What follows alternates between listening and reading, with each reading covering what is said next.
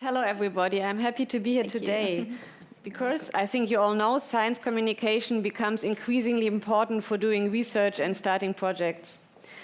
Being visible and able to shape discourses on the research topic in public is already an important requirement for scientists to be successful when applying for grants and receiving acknowledgement. Being a female leader today means more than ever to put oneself on display. We have just heard it in the other panel. It is important to address this critical moment for communicating science while being a woman in leadership position. This all-women panel seeks to explore the experience of female leaders in science and science communication. So to start, we want to talk on a more individual level about how science communication works and what the challenges and opportunities are for women doing science communication. In the second step, we will focus more on the institutional and policy level. What needs to be done to ensure that gender equality is also achieved in science communication. Perhaps we can find what policies and actions can help us to realize the full potential of women in science communication. And in this case, I would like to give you all the opportunity to discuss the questions with us. So we have two blocks, and you will be given the opportunity to contribute your questions and experiences after each block. But now it is a great pleasure and honor to present the panel. Let's start with Alexandra-Gwyn Paetz.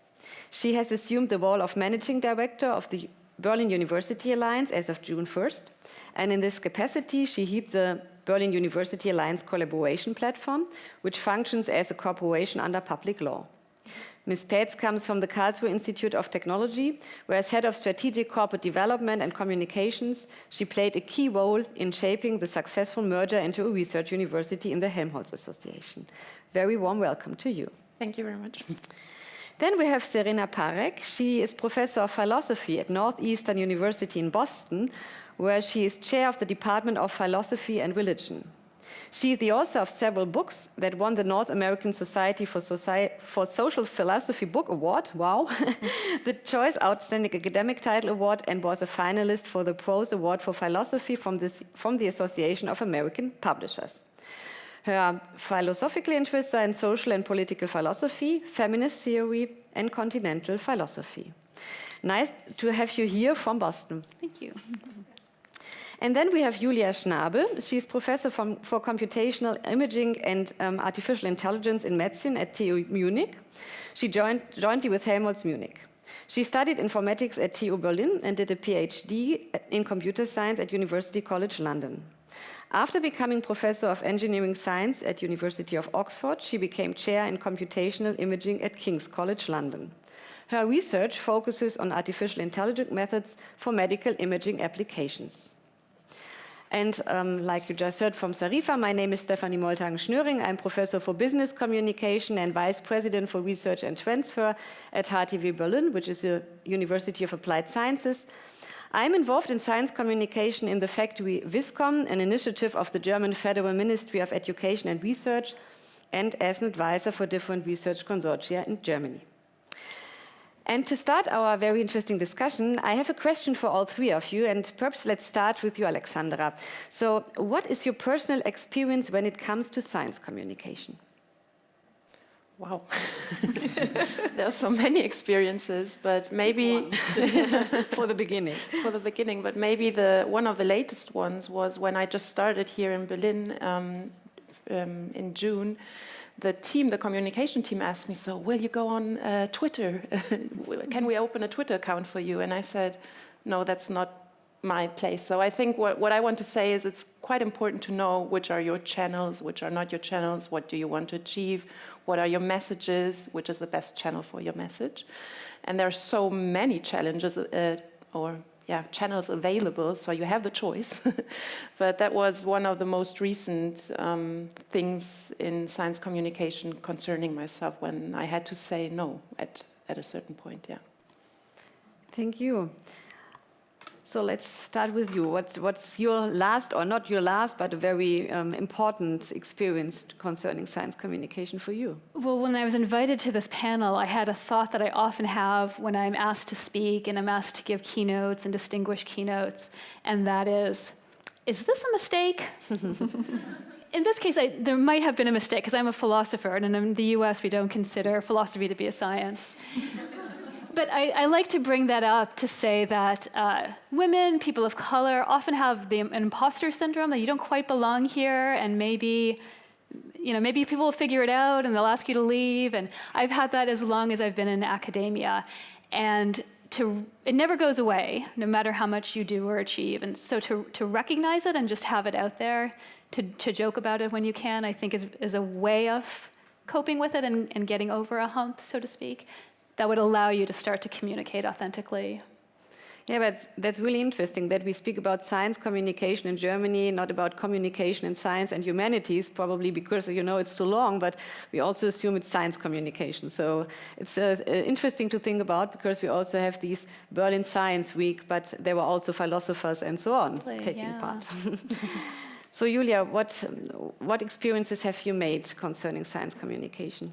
Well, the first experience is that a couple of years ago, like 10 years ago, it didn't even exist, I think. It's a fairly new field that we have to become a bit broader, take our message to the public.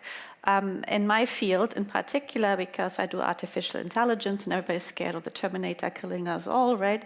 We have to be really, really good in telling the public what this actually is, what that actually means, why we need data, and that we treat the data safely. And so that science communication becomes a form of public engagement, which is a slightly different term.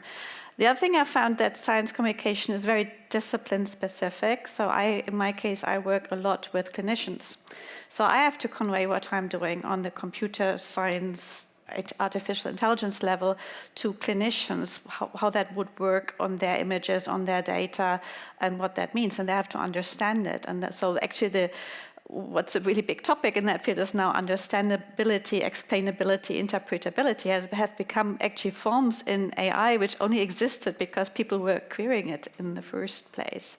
And then the other thing, of course, is presentations, and that's for everyone. I think if you do a scientific presentation, there has to be some part of the presentation at the beginning where you have to lure in the audience, tell a little joke, for example, and bring them on the same common denominator. And that part is also there when I write a research grant, as I'm doing now, deadline tomorrow.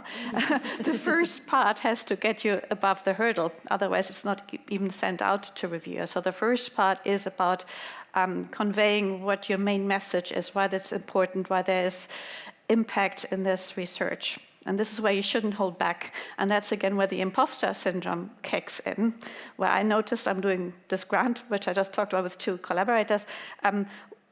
They think big. They actually say, we're going to save the world, right? We're going to cure cancer. And I say, well, I'll use a little bit of AI, and then I might find out something new, right? And that's typical for us, I think. But so I have to step up there as well and get into that mindset as well to say, yes, I can do it too. I can also save the world.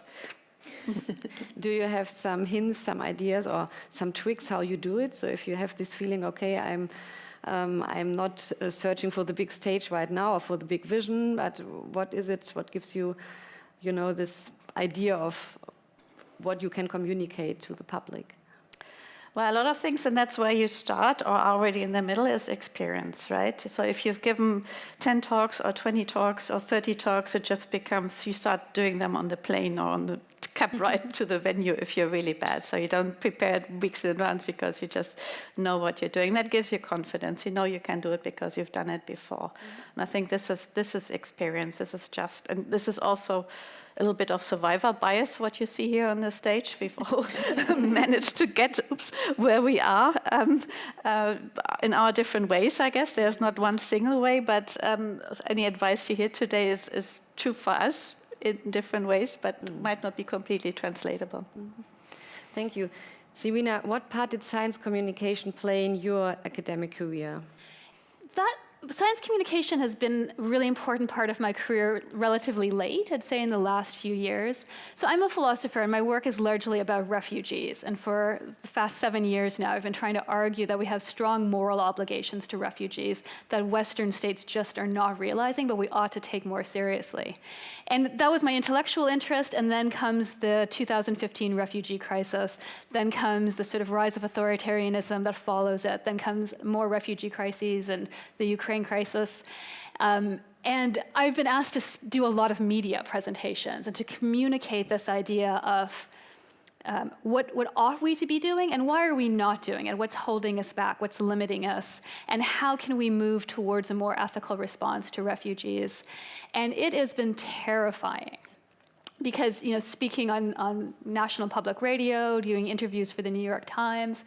So I actually met with a media coach, and I thought she would help me really, be smooth. And she actually just asked me one question, and that was, what is your why? Like, why are you doing this? Like, you don't have to. You could just go teach and go do your job. But like, why do you say yes? Why do you want to keep doing these interviews? And of course, because this really matters to me, it's something I care very deeply about. But I carry that around when I'm asked to do things, like why am I doing it? And that I feel like really helps center me. It doesn't get over my insecurities or anything like that, but it reminds me, like, even though I'm scared at the moment, there's a good reason I'm here, and I need to do this. I need to get through it. And so maybe that will be helpful to some other people as well. So finding the why, I think that's a question somebody like Bettina would like. So, Ms. Paetz, you have worked for several large research organizations in the area of communications, among other things. What did you notice when you observed the communication by female scientists? Well, the first thing before I became head of different departments of communication, I was a young researcher myself, and the first thing I noticed, I was in energy research, like I hardly was always the only one saying, yes, please, I join the panel, I do the presentation, I come to the trade fair, and my why was always, yeah, we have to talk about renewable energies, and there will be a transit and a shift, and why are the others not so enthusiastic to give this message on? So that was my why, and I noticed many others don't want to do that. And I always thought, but come on, we are researchers, we are paid by taxpayers, we have to tell them what we're doing here. And I noticed that this is not the mindset everyone has, and it's not the job description either. And I also noticed that when I later on was more on the institutional side, so we always offered, for example, trainings or coaching, but not so many would accept that, yeah. So what I can say is the mindset that communicating is an integral part of any research process at the different stages also, not only at the very end when you communicate about what you've done, but also during the research process, is something which is not out there yet. It's becoming better, a lot better, but it's not the normal. Yeah. But like you said, it's a kind of additional task you have. It's not in your job description. Yeah. So are women more prone to take on these additional tasks, or do they act more reservedly than their male colleagues when it comes to the big stage? What are your experiences? Julia, perhaps you would like to start. I think both, Jein in German. They might be more receptive to it because they care a lot, but I wouldn't say men do not care about the research either. It's just they're better in saying no. And then if science communication becomes a chore, then yeah, it takes time out of your research, time out of the lab, time out of the book you're writing, and so on. So it has to be carefully balanced. I think what helps now is that it's acknowledged that public engagement, science communication is part of any funding application these days. So it is becoming part of the job, and it's a way of giving things back, yes, to the taxpayer, to the public who actually are financing that research. So they've got a right. Whether women are more incentivized to do it or not, I don't know. It's just, I put it a bit more in a negative way, perhaps, than I should. They're not as good in saying no as men sometimes are. And they take things on quite on top of their usual work. which actually I think isn't a bad thing because it creates an opportunity. It gives you a stage, actually. So actually, if you seize that opportunity to say yes, because you care about things, you should say no if you don't care about it. Yeah, that actually puts you here on a podium, and you can actually start, creating a good place for yourself and build up on that. It gives you visibility and other good things. Yeah, like you mentioned, it's still it's a process. It's kind of cultural change we need, but you can see it in funding and grants. So, what about the US? How is it handled there? The topic of science communication. I think there's an increasing recognition, as you say, of the importance of we would call it public humanities, being able to communicate your research ideas in a way that's clear and accessible and meaningful for non-specialists, and in academia, we put so much value on peer-reviewed publications, which often tend to be very technical and very specific and very narrow. And those, of course, are important and have their place. But there's an increasing awareness that this other kind of more general communication actually helps to build a case for the importance of science and the humanities and public education, which serves a really important public good. Even I teach at a private institution, but even then we're always having to make a case for why is the humanities important? Why is it important to learn critical thinking? Why is it important to do ethics? And if you're just in your sort of bubble and you're speaking very narrowly to audiences, it's a hard case to make. So the more people that can communicate broadly and have wider audience say, oh yeah, this is really important, I need to understand this, the better I think it is for education broadly. Mm-hmm. Alexandra, you just started to tell us how could you find the why and what can you do? So not everybody has to sit on a talk show. There was a wide range of different media and channels you can use. So how would you advise young women like these who would like to start with science communication? What are the first steps? Well, I would always, first of all, I think two things are important. One is the why. Do I want to do this? Why do I want to do this? And then you're not alone. So get help, get advice, yeah? So either maybe you start using your research project presentations and as a starting and really go to the communication department of your university and offer them the piece you're working on, because I can tell you from the other side that to us it's always difficult to find women who want to share their stories and their research. So speak up, put your hand up if you want, and start by that. I think that's the most also, how can I say it, it has the most credibility, because the credibility of science is because of peer-reviewed processes, is because of these quality processes. So if you start with your research, then this builds up the credibility for you. And then on the way you find your way, your niche, you talk to other peer groups, like today, for example. And in my case, I don't talk so much about energy economics anymore, but more about science management in general. And about formats, but that was because my career went that way, and I think it's important to share, and it's not always about me, but also about sharing good ideas of't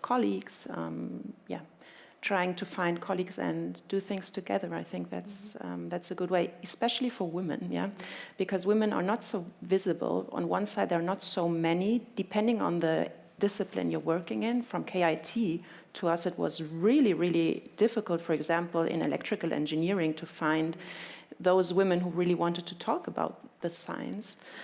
And then if there are, they have so many other duties on top, not only communications, but be part of boards or other, how can I say, nice to have jobs. So be prepared that you will be asked, but I think that's a chance. And then be prepared to say no if you feel it doesn't fit with your why. So it's not so complicated, but it's something you really have to reflect and think about, and and really feel, is that still me, and does that fit with my credibility? Julia, how did you find the media you would like to choose, you would like to use for science communication? Well, until like 2 weeks ago, I would have said Twitter is great.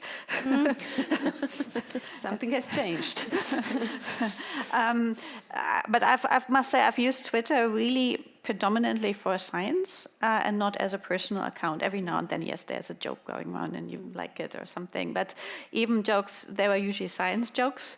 Or if it was about politics, it was about science politics, like funders cutting things. We had something in Germany recently where everybody went slightly crazy for a while and then things calmed down again.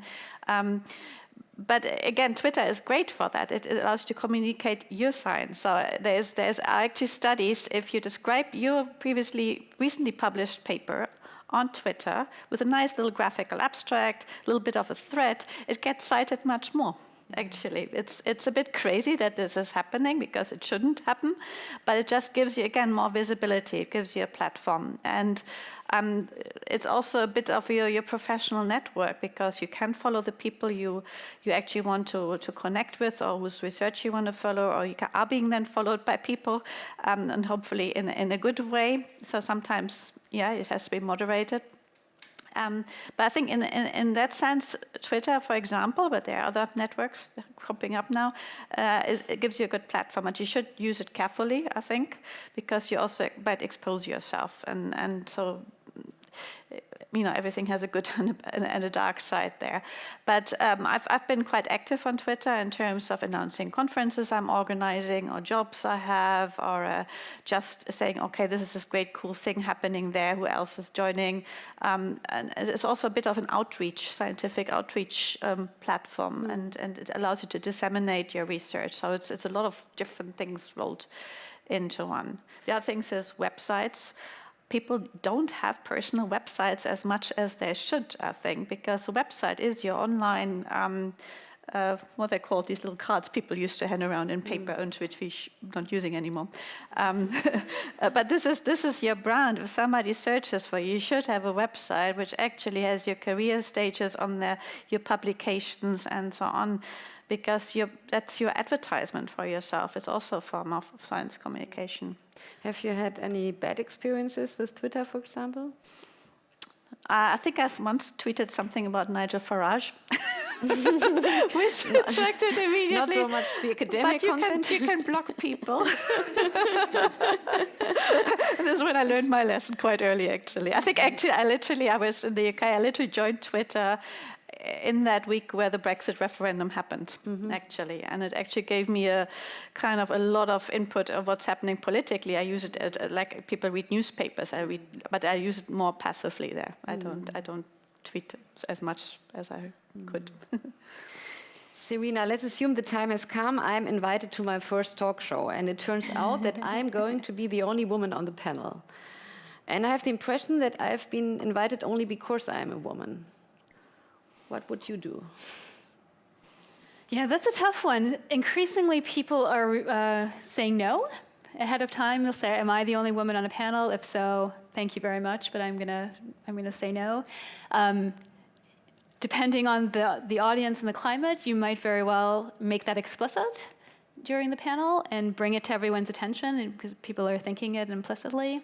But just to add on to something Julia said, there is a really dark side about science communication by women, which is that it can be received with a lot of hostility, to put it gently.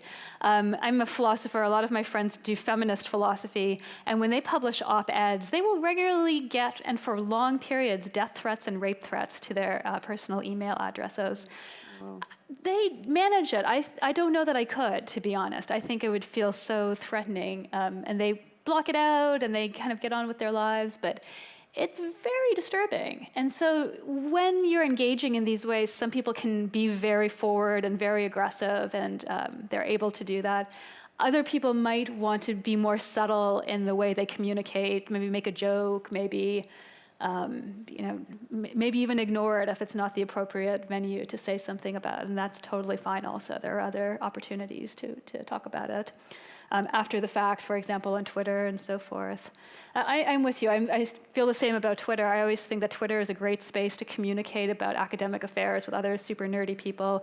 And it's just filled with like really supportive academics exchanging papers and things. And I hear about these other sides of Twitter and I don't know them at all. But because I've been really selective in who I follow and how I use Twitter, and I don't use it personally either. And yeah, so to be really mindful and thoughtful and to be aware that there is this really, really dark, potentially dangerous side to being a woman communicating ideas that can be really challenging to the status quo. So we speak much about the social media now, but there are other formats, of course, sitting, talking to people in person, for example. Do you think that these formats also make sense today? Because, of course, it's easier to achieve a broader public on Twitter or on LinkedIn than if you go to a science festival or whatever and talk to people directly. Do you have any opinion on this? I would always, just to follow a little bit your question, how do we start? I would always say start with live events, because you feel the audience, you see other people. The outreach is not as big as in social media, because social media is not anonymous. People might think it's completely anonymous, but it's not, as we heard just now. And it's organized. You have an institution behind you, so also that could give you a bit security. That's why I also said, go to, if you have something, really raise your hand in your university and see if the institutional communication has interest in what you're doing. Then you have an institution with you who guides you a little bit, also with publishing houses or something. No, I would always give the advice, start that way, because you have somebody at your side before you put yourself in the center of the stage and communicate directly. That would be my advice. Would you agree? Also for collecting experience. That's Yeah, I think because we're in this really weird phase in this world, we had this lockdown starting 2020, and we had lots of public engagement going on. We said, how can we do this virtually? Because it was meant we had this, pint of science and all these things. We go to the local pub and do funny things there with the audience. And that was really hard, actually, but for me, it actually solved two things with one go, because I basically told our public engagement officer, we had a real dedicated champion with our PhDs in the program I was leading there, that they would do something online with them. So they started doing virtual meetings with them and engage with science. And then they started doing like almost virtual science art installations. So they teamed up with the Royal College of Arts. So they had the AI on one side and the arts on the other, and they had an artist and a computer scientist developing projects online, which was actually a new form of engaging with science. It's just then very hard, which we noticed, because if you do public engagement, you want to keep a tally of how many people attended, how many people were affected or impacted by it. So have more girls started studying physics afterwards, for example, or all these metrics which are really, really hard to collect, or that's what we actually want to get at, right? So this is when we are actually really pleased when things open up again, because really going into schools or nurseries even. I once had to teach lots of fourth graders about magnetic resonance imaging or something like that, which was great fun. I brought lots of magnets and iron powder and stuff. It was just, I'm in awe of primary school teachers since then. It's hard work. But that's actually where the fun is. And the kids remembered that, right? They remembered that years afterwards. They remembered that, they probably only remembered the magnets, but at least it was girls and boys alike, and that's what I wanted to achieve. And that you can, I think, only do in person. But we have to acknowledge that some people can't attend things in person very well. There are mobility problems, caring problems, or not problems, challenges, positive problems. And so I think there has to be always some mix on offer, right? So there should be, maybe you do a physical and in-person kickoff event, and then you follow that up with some online sessions or websites or virtual projects as well. I think then I think everybody can get something out of that. Thank you. I'm also a huge fan of Children's University, and I remember one nice event when there was a child, and the question was asked, what happened in Berlin 10,000 years before? And there was one small boy, and I tell it because we're at the Falling Walls conference, he said, the Berlin Wall fell. So it was really, really nice, and I really remember this anecdote now. So now I think it's time to open for the public. So I think you have some thoughts, you have some remarks, perhaps you have some questions for our great audience here. So please feel free to ask, and I think there is a micro, yes, on the way. Thank you very much. My name is Marian Mureithi from University of Nairobi, Kenya.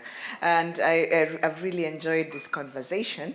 And I could probably summarize my take home is Twitter is very important, particularly on citations. So I'll do that because for me to get promoted, I need to have quite a lot of citations. So thank you for that.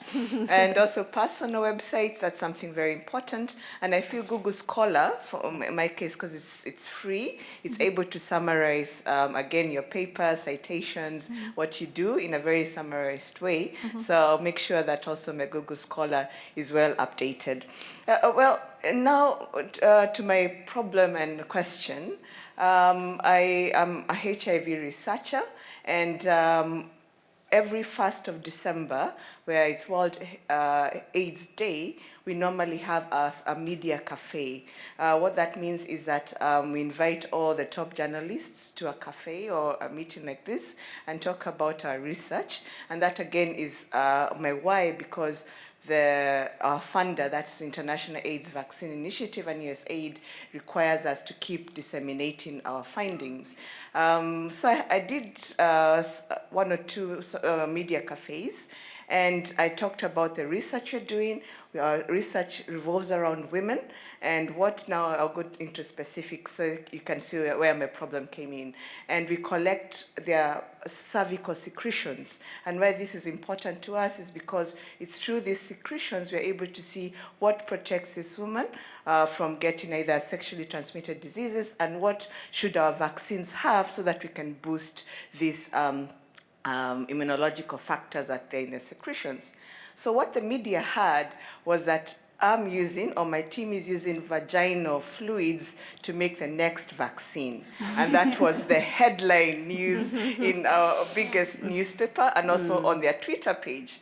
So you can imagine the next day I'm getting calls from my collaborators to explain exactly what does this mean, because that was not what we are doing, really. We're not collecting vaginal secretions to make the vaccine. And I even had our Vice Chancellor's office call me to explain again so that they can feature it in the university website. Yeah. So I went, a whole week was spent doing, what do you call it, media repair, trying to call the editors, calling everybody, can you issue an apology or a follow-up story to explain? Yes, we got that. Actually, we got 2 pages in the pull-out section explaining our research, but that really traumatized me.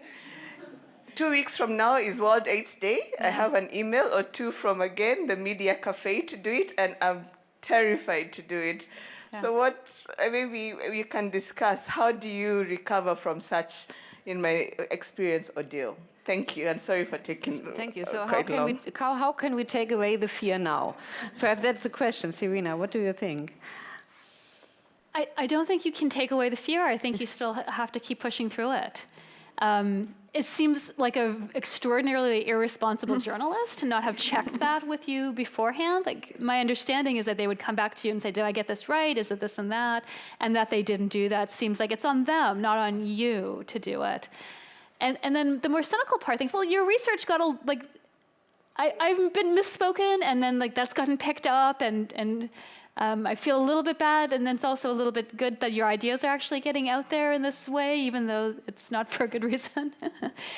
So I personally am not a believer in encouraging people to get over their fears, to push through things, to believe it. Those are good if you can do that, but if you can't, just remember your why and how important the research you're doing is. And mistakes will be made, things might get misunderstood, but it's still so important that you're doing what you're doing. can I add? Yeah. Yes, of course. First of all, you got a lot of attention. I mean, 2 pages for free. Yeah. So if something like this happens, it's a very important experience, and it's already past. So you have the experience, and what can you do with this experience now for the next cafe? And I think it brings up a very important issue. Because some of our research is quite complicated, we really have to think about what are the good formats to engage and exchange with different people, journalists, or also other areas of the society. So just top of my mind, no, but maybe you start with picking up that thing from the last time, and you say, thank you. We see our media cafe got a lot of involvement. Let's put up some rules for us, okay? So if you have any questions, please feel free to come or do a second follow-up, or just really try to think from this experience, what do you learn for the format? And who is the moderator? That person should be really also in charge to think with you, how can we make this format better, a better one, so everyone feels comfortable. Thank you. There were a lot of questions, so please, I think the lady in the second Here row, already. there were 3. Yes, thank you very much for this very interesting and inspiring session. My name is Marwa Shumu from the Center for Development Research, Uni Bonn. I am also a science communicator, and I started taking my science communication very seriously when I ended up here in 2016. I was one of the Falling Walls Lab finalists, so a lot of opportunities came and started knocking on my door. I was invited to a lot of science slams. A lot of media outlets wanted to have interviews with me. A lot of podcasters wanted to talk to me. They gave me a nickname because I work with flies. They called me the Lady of Flies. So I came up with a costume that I go to science festivals with. And I, for example, did a lot of cooking shows with celebrity chefs because we work with alternative proteins, with insects for food and feed. And my question, especially to our philosopher, and this also somehow intersects with Alexandra, and when she said that it's our duty as scientists to communicate because we earn from taxpayers. But I was wondering why that there are at our time so many people who are called influencers make a lot of money out of social media.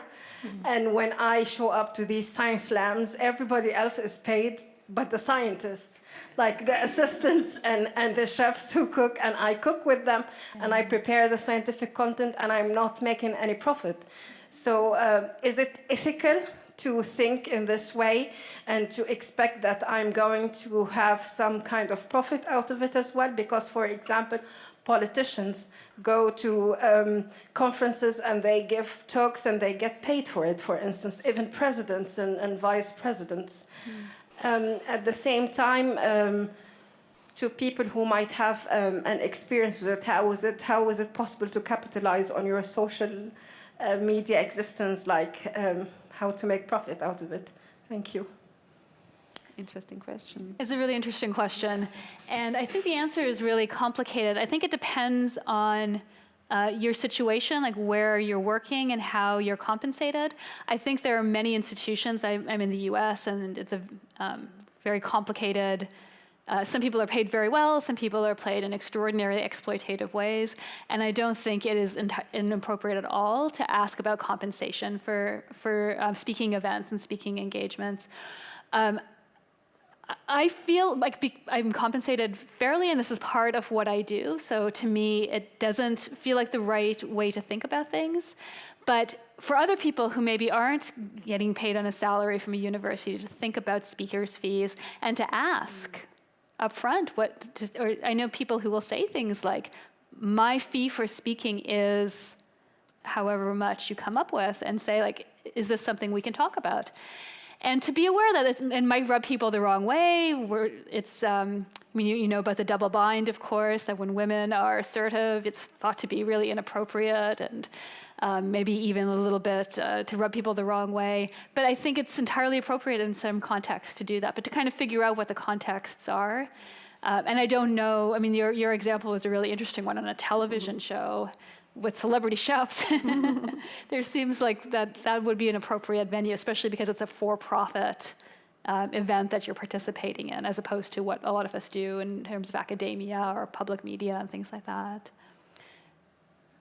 Thank you. Yeah, it's a question of context, I think. Yeah. Your question. Thank you very much for the wonderful panel. So I am an astrophysicist based in Switzerland, and I do a lot of science outreach, especially on Twitter, where I have actually a big platform, especially for the Global South. And so this is not a question, more of a comment, and I totally resonate with Marwa, with what I'm gonna say. But I think we are pushing more women to do science outreach, but at what cost to their own careers, right? So this is not something that women need to fix. We need to fix the system so that women feel encouraged to do it.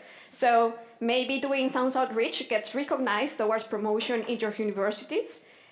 It gets recognized also because we usually do unpaid labor, and I think more women are going into science outreach, but it's not something that is being paid, and therefore this is just contributing to increasing the pay gap, for example.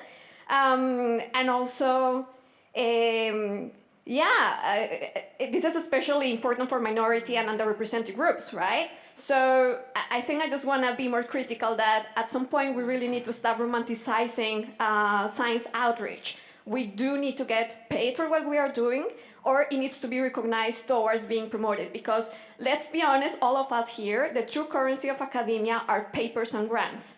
And if we are just spending more time in doing outreach and bringing more women into the university, but this is not being recognized, we are falling way behind from the actual men that are doing this. So this is just a critical comment that we really need to start changing this mindset towards ask for what we actually deserve and try to even negotiate either with your institutions or whatever, that this is recognized towards your curriculum to apply for promotion. Otherwise, we are just, I mean, I understand we need to speak about science, but I think just think about at what cost for your own career in science. That's just my comment.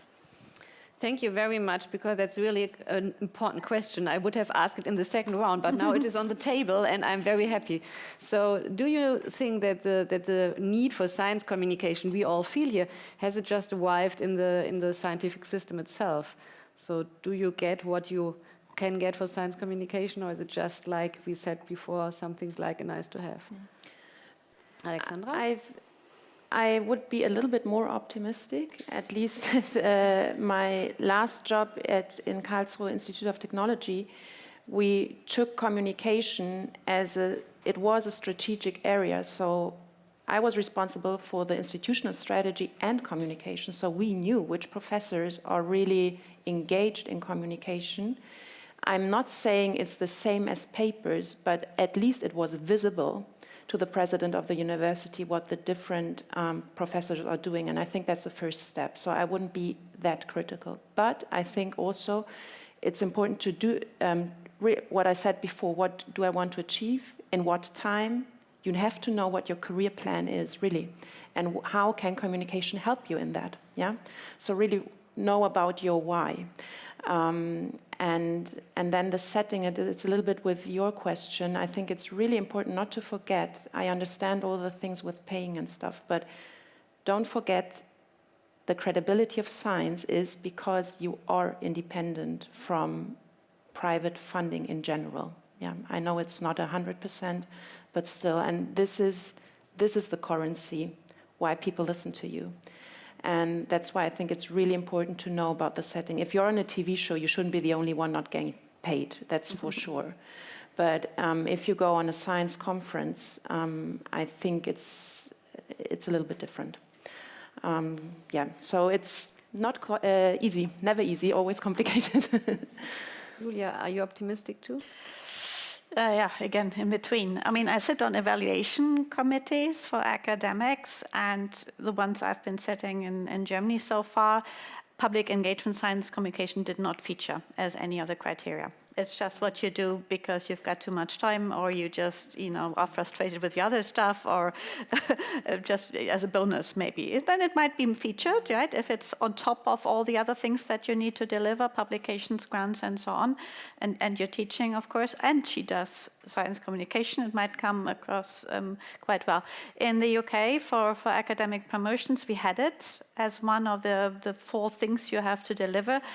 But I think the weighting was still quite low of that quadrant, basically, in the form. But at least it was there. So at least gave you one place to excel if you were, doing okay in the others. So you could kind of use it to balance off if your teaching wasn't that great, or something your research was very good, and the science communication, or the other way around. So you had to tick off at least 3 of those 4 squares, and this was one of them. So I think that was a good step forward. The other thing is, as I mentioned at the beginning, research funders increasingly ask for it. So actually, you can actually hire somebody on grants if you get to that stage in your career to do public engagement. So you actually don't have to do everything yourself. Also, we've been building it into our doctoral training programs a lot, so the students had to do it, whether they liked it or not. And then I could see 2 types of students, the ones who were trying to get out of it the whole time and back into the lab, and then the others who were excelling so much in it that you say, actually, but you also have to do your PhD, remember, right? And so you have to find like a good balance there anyway. And the third thing I wanted to say is women and underrepresented groups, and women are one of the underrepresented groups, but also, different ethnicities and so on as well, are asked proportionally more than others because we're just fewer there. Yeah. So you get more requests than others. So it means you also have to say no more often than others. Until that is balanced, this is how it is. And then you have a choice. And you say, actually, okay, I'll be the one woman on the panel because there has to be a woman apparently. Could be also an academic promotions committee where you have a role, right? But then you use that. You use that as a platform to do something good. Or you just say, the why isn't there, why should I do this? And then you say no. And then that message, we had that across when I was in the UK, when I also said, why do I have to sit on all these committees just because I'm a woman? Why, it's not even my field. Then I started taking the liberty of saying no at some point. They said yes, but they had to ask me. They accepted, but I said they had to ask me. But yeah, I think it has to become part of our jobs. But of course not overwhelming it, because we still have to deliver the papers and so on. But I think we can learn how to write better papers from that as well. There is actually an AI method I found recently, well, a couple of months ago already, which translates scientific papers into like lay language. Yeah, it's a form of AI tool which does science communication for you, which I thought was hilarious. But this is, I think, the level we have to bring it to. And then we can also learn from science communication to improve our research. And that's probably the final thing I want to say about that, is that by explaining things to others, you start understanding it more yourself. And that's what we learn. I mean, I learn more in my lectures than my students, I'm quite sure, because while I teach it, I understand it each time a little bit better. But because I have to put it into terms that they understand. And this is already science communication. Thank you. Serena. Your very pointed question gives me the chance to bring up something that a point that I wanted to make on this panel, which is that often when we talk about the role of women in science communication or women in whatever, we focus on women. Like, what can we do to be better? What can we do to be more confident? What can we do to get over our insecurities? And as important as I think those questions are, I think they sometimes lead us to miss the bigger point, which is that the reason we have to ask those questions is because we still live under conditions of patriarchy and misogyny, where women are systematically undervalued for who we are and what we think, and our views are seen as less important and less relevant and so forth. And therefore, we have to have conferences like this to try to overcome them. So I think that each of us as individual researchers, we're working towards our careers, we have our own goals, and that's great. And we have to also remember to tear down the system that is putting us there in the first place. So how can we contribute to undermining the system of patriarchy that's still the dominant form in academia? And so your point about, how can we encourage women to speak, but to still remember that the reason that in encouraging women to speak, we're also potentially causing them to fall further behind in their research, I think is a really, really important one, and one that people who are maybe at a certain level in their careers really ought to be paying attention to. So in my department, I love where I teach, and in part because my colleagues are also committed to public engagement.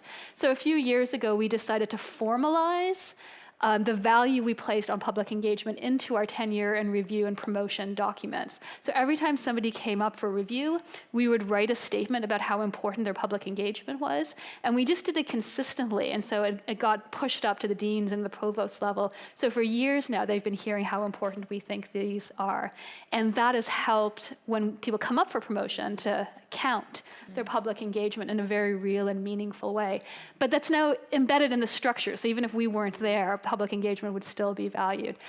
I think that's just a small example, but just to think about, like, well, how can I make it different for people who are coming after me? How can I change how communication is perceived? And I think, when we talk about women not being taken as seriously, not being believed, not being authorities, one of the ways we can change that is in how we respond to women as women or as intellectuals, and to really be insistent on the credibility and demand that women's voices be part of the conversation always, and to be included in these really meaningful ways. So think of ourselves and our goals, but also dismantle oppressive structures. Yay. At the same time. Yeah. Thank you all. So I just see 2 questions. So we have one in the second row now, and then, 2 more in the back. Yes, please. Thank you for the really great discussions on communication.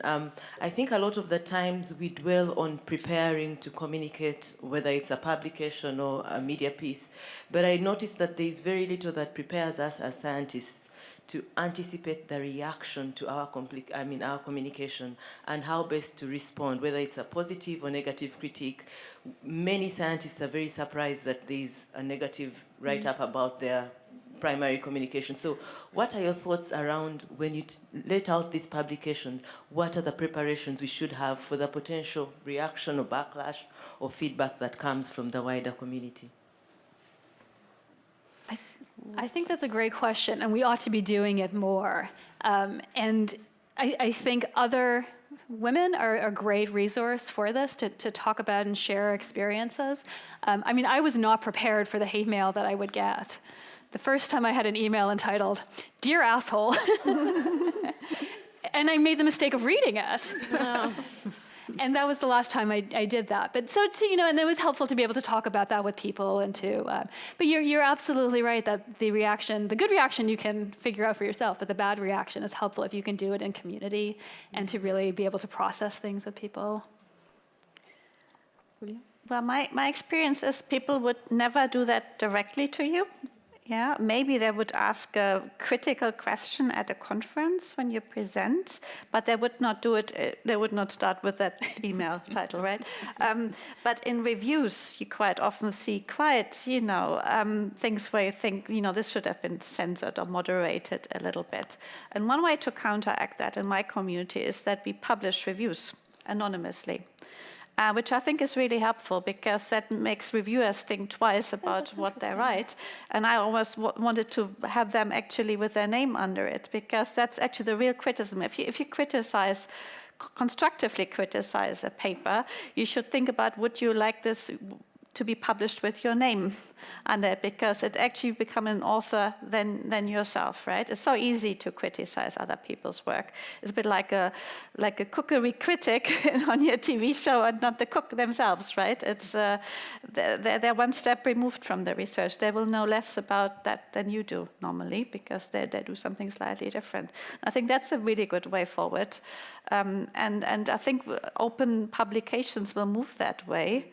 I had one journal where even in the review process, reviewers were engaged with the author almost like a chat. They actually developed almost like a good research relationship in that, and that's how it should be. It should be collaborative. They shouldn't do the work of the author, of course, they still have to do it themselves, but I think at least it was all very civilized this way. And face-to-face, it would happen probably less.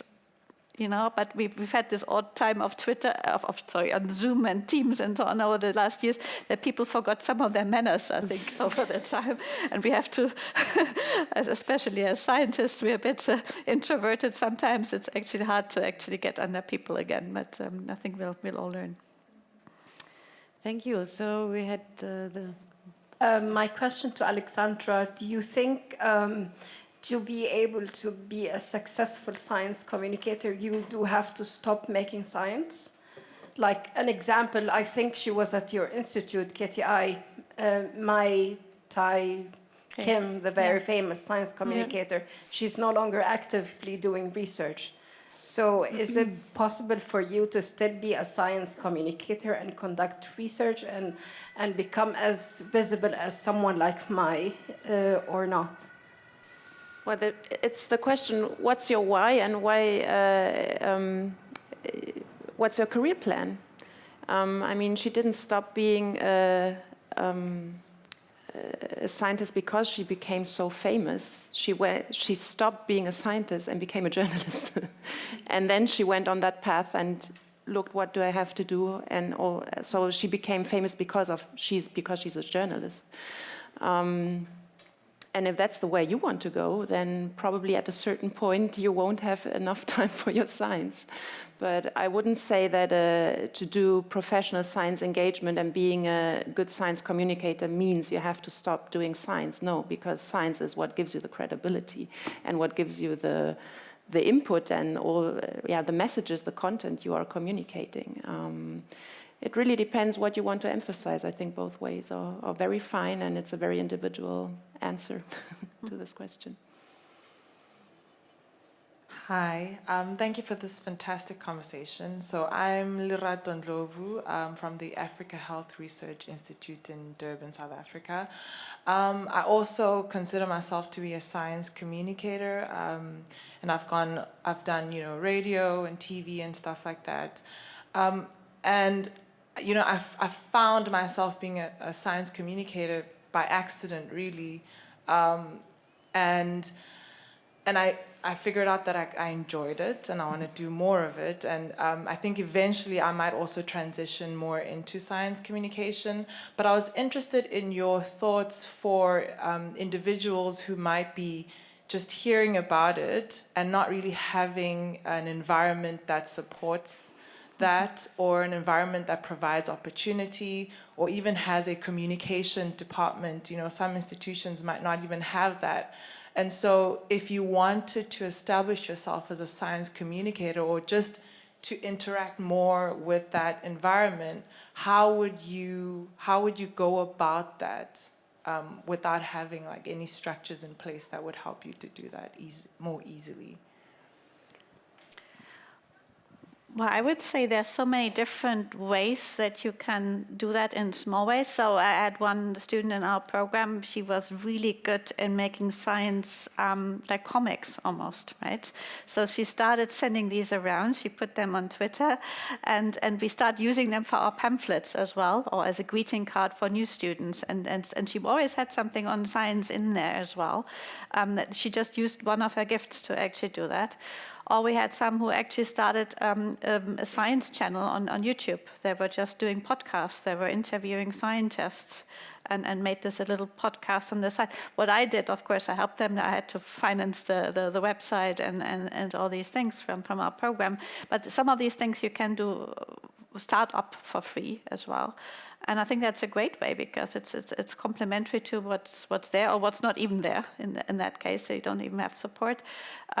So these could be the starts. It could be how you do your presentations, right? So how when you start, okay, I start without slides. I'll just, for 1 minute, I do an elevator pitch on my research. We had these 3-minute PhD things, right? Where for 3 minutes you had to summarize 3, 4, 5 years of hard work into 3 minutes.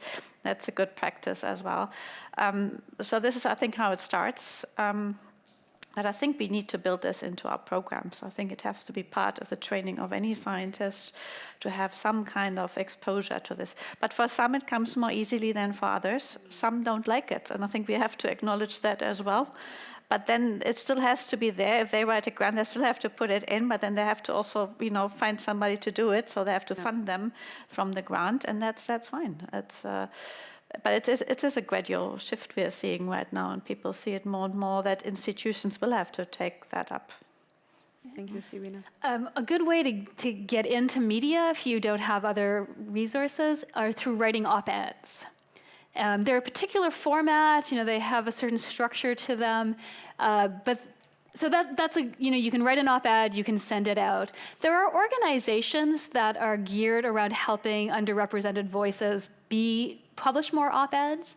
In the US, there's an organization called the Op-Ed Project, and they do trainings to help women and members of underrepresented groups learn how to write op-eds and get them published.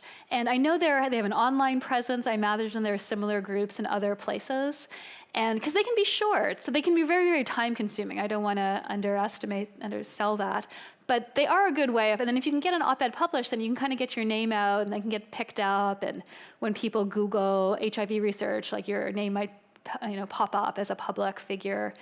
So I think I recommend that to people if you want to get into media, but you don't have contacts. Thank you. I saw one more question I see on the, yeah.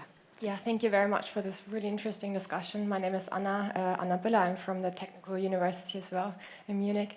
And Julia, I have a question for you, actually coming back to your comment about the open peer review earlier. Because, as an early career researcher, and you are the one reviewing the work of, more senior researchers, professors, and you actually critique them, and you put your name out there as the reviewer. Actually, do you not think that might actually hinder you in your career, since those people might actually, know you then, and then see you on their list when you apply for a job, and they will be like, well, I know this person, and they didn't really, review my work very well. And, do you think that could be a disadvantage? Yes and no. I mean, maybe I didn't make myself clear. Right now we publish these reviews anonymously, right? But it still makes people think, and you sort of try to formulate things in a bit more civilized way as a reviewer. But I think if we start moving the publication system, so I've launched an open access journal, free and everything, and we've been toying around with the idea, because you could think about reviews as also being publications, right?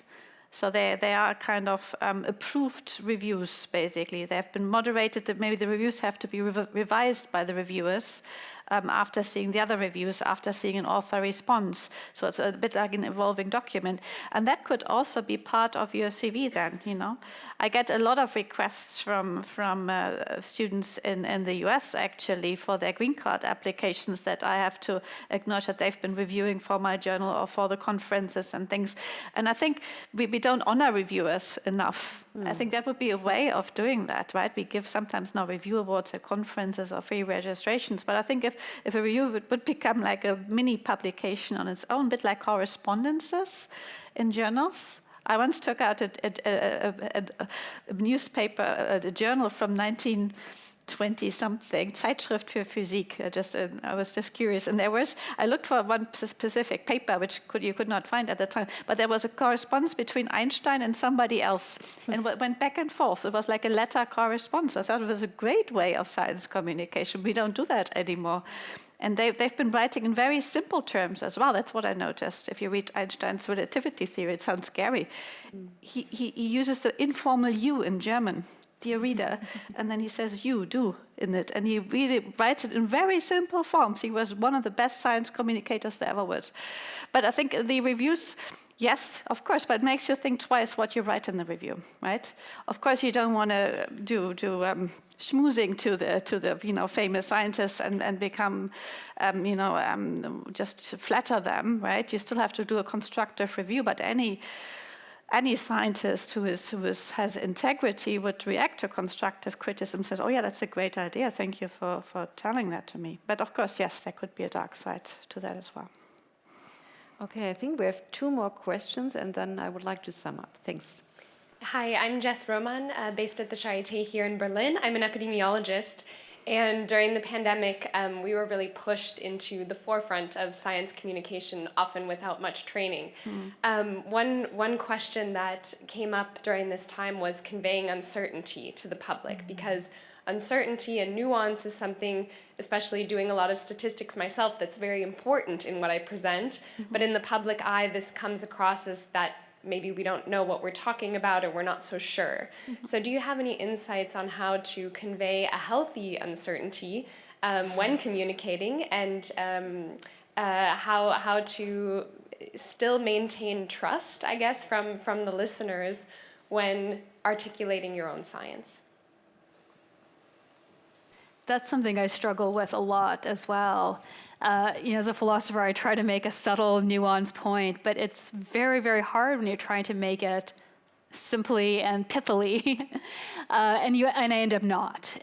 And so I would say sometimes there are formats where you have more opportunity to be nuanced. You can sort of say something unnuanced, but then explain it. But I feel like epidemiologists during the pandemic really just were maybe often deliberately misunderstood. And because the general public, at least in the US, have so little science background, it was very hard to understand nuance without saying, oh, well, they don't know what they're talking about. This is just wrong. So I think it's just a problem that we just have to struggle through very often. I think it's a very good example. I think Drosten told me that he knew when he was communicating that whatever he was saying, in 2 days he would have to say something else. And I think it shows how important it is also to communicate how you do your research, not only what you're doing, but how you're doing. While in science, it's completely normal that you find out something today, and in 3 or 4 days, you have more information and you shift a little bit the results. A scientist would say, yeah, that's normal, okay. 3 days ago, you said something different, but it's completely normal. That's not the way politicians work, okay? They have, their main task is to keep everyone calm, okay? So they have another way of working, and that's why I think it's also important not to mix the things. You have to know to whom are you talking to, and always communicate. That's the way we work. And we have credibility because we work like that, and because we make it visible that our opinion, our findings have changed. That's part also something I think especially institutions have to put in a lot more effort in communicating how the science process is about, especially if we do more public engagement during the science process. Yeah. Yeah, I mean, and also in the epidemic, I mean, there was no fame in prevention, right? Because you would predict the worst case scenario to raise alert, wear mask, get vaccinated, and so on. And then some of these big, exponential increases didn't happen because of the preventative measures taken. And people said scientists were all wrong. You said it's doomsday, and it wasn't. And that's just, for me, it's the beauty of science, because that's, we collect data and we try to predict, but extrapolating is always difficult because there's so many conditions you have to weave around. But communicating that to the public is really important. And there were some beautiful examples of science communications during the pandemic. For example, if the numbers go down, that the number of positive antigen tests, you can't interpret them anywhere because they, then become statistic, right? You have to you can calculate that through. It's a beautiful exam questions for my students as well. So but it's something, conveying that to the public is really hard. As soon as you start involving maths, people shut off. But so you have to say it, in more lay terms than we actually already do. We shouldn't say that the public is dumb, but what we're saying, it depends whether you have to know your audience, right? If you talk to the Zeit, it's a different audience than if you talk to the Bild or the Daily Mirror or something like that, right? And it will be, then you get these, vaginal stories again, and it just really depends. So you have to really watch out how you phrase things, and what level you need to pitch it without, dumbing it down in a way that is patronizing, but in a way of saying, okay, if we do this, then this will happen. If we do this, then this will happen. Then people actually start seeing a bit of more of a structure in the science as well. If I might add, we will see that in 7 years. At the moment in Egypt, we have the World Climate Conference, and in climate it will be the same. No, you say, okay, the predictions are like this. The predictions in 7 years, the CO2 budget is over, and if you don't see catastrophe outside, people will not believe you anymore. So I think at the moment, all climate researchers have a very, very high responsibility in the communication they're doing. Yeah, so that will come up for sure. Yeah. Just to say, really fantastic panel. I mean, so interactive and so interdisciplinary.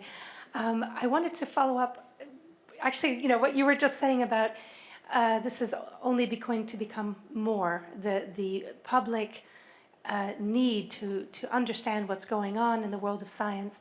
And I wanted to just reiterate, we have this, The Economist Impact will be launching this report on the confidence in science in research tomorrow.